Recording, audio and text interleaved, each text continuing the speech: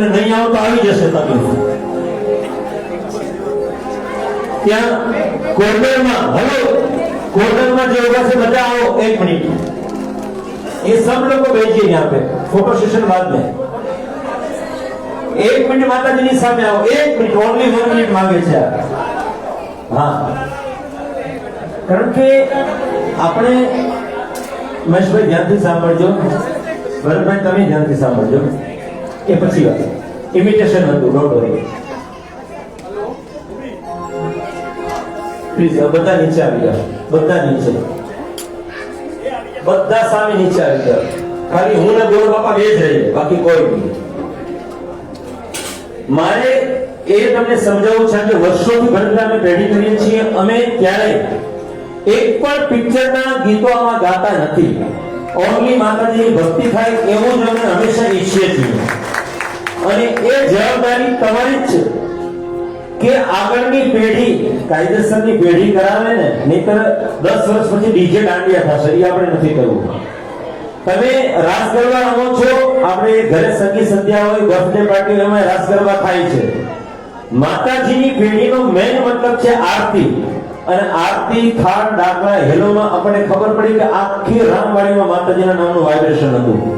એ માટે હું એકલો નહીં મારા તમામ કલાકારો સવારે 9 વાગે વગાડે છે બધા જોરદાર તાળીઓ વગાડે અને હંમેશા યાદ રાખજો મેં જેમ શરૂઆતમાં કીધું કે પેઢી માતાજીની મરજી હોય ને તો થઈ શકે બાકી થતી નથી પૈસાથી નથી થતી. તો આપણે બધા આંખ બંધ કરી તાળી પાડી અને એવી ધૂન કે જે વિશલ માતા અમારી પેઢીની શરૂઆત વિશલ માતાથી થઈ છે પહેલા અમે પેઢી નો ગાતા પણ દેવપુરમાં માતાની સામે બેસીને જે ધૂન બનાવી હતી એ પછી અંબે માતાની મામલ માતાની કેટલા માતાજીની એ ધૂન અમે બનાવી છે પણ પહેલી ધૂન બની છે વિશલ માતાની. એટલે અમને પણ તમારે જેટલી શ્રદ્ધા છે તો તાળીના તાલ સાથે આ ધૂન બધા ગાજો અને એટલો વિચાર કરજો કે બસ માતાજીને હાજર હાજર સાક્ષાત બિરાજમાન છે અને તમારી ભક્તિ અને તમારી પ્રાર્થના સાંભળે છે. તો જય બોલો તમે જય બોલો વિઠ્ઠલ માની જય બોલો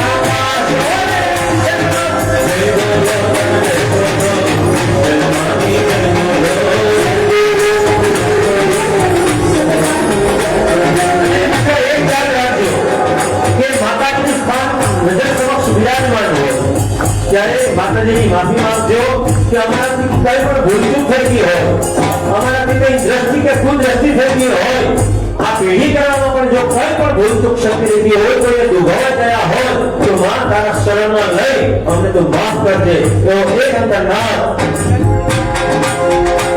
હે શરણ શરણ શરણ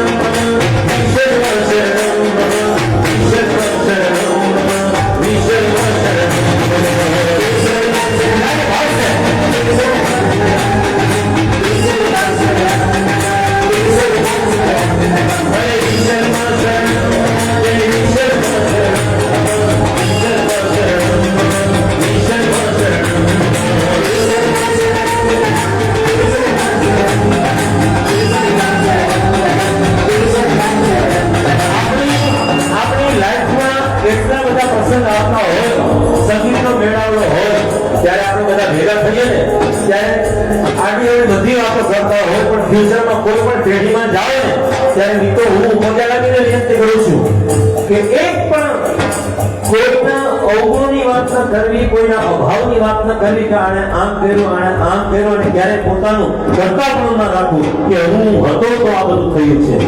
હે? કે ઘટમાં માનવ ઘાટ કરે, કે ઘટમાં માનવ ઘાટ ઘડે ને ત્યારે આ ઘડનાની મલકાય આસન કરીએ ભલે દોખ મૂકીએ પણ ધાર્યું આમાં ભગવતી મુકાય. આ ઈશ્વરનો પ્રતાપ છે. અને તમે જો પ્રગટ માનશો, કારણ કે શાસ્ત્રીજીએ મંત્રોચ્ચાર કરીને બેસાડ્યા છે, તો તમારી નજર સામે માનશો ને તો ક્યારેક એ કુભાવ મગજમાં આવશે જ નહીં, ક્યારેય આવે. અને આ છેલ્લી એક મિનિટની ધૂન બધાના હાથ ઉપર તાળીઓના તાર સાથે આવતા વર્ષની પેઢી સુધી આ વસ્તુ યાદ રહેવી જોઈએ. આ ભગવતી મેં આપણે પેઢી કરી છે.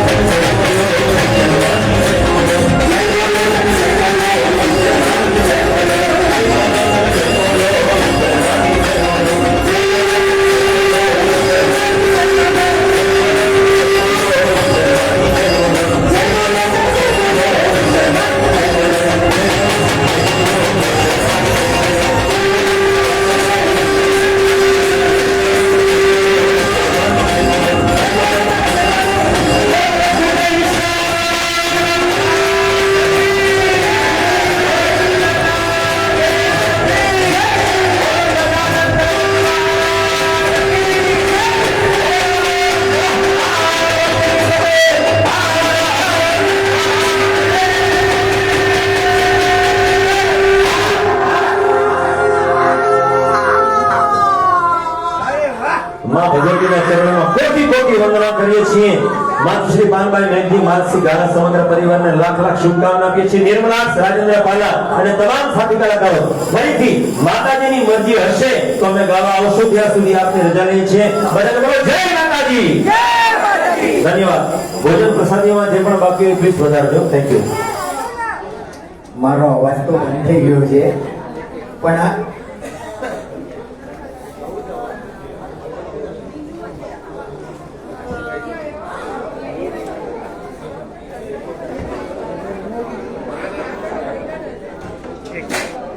પેલા એ ત્યાંની વાડી બુક કરી.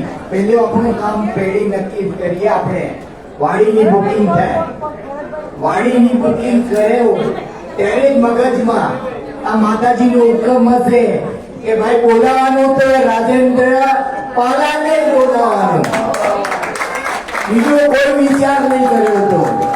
અને એમની સુંદર ભક્તિની તો નાડી છે એમનો.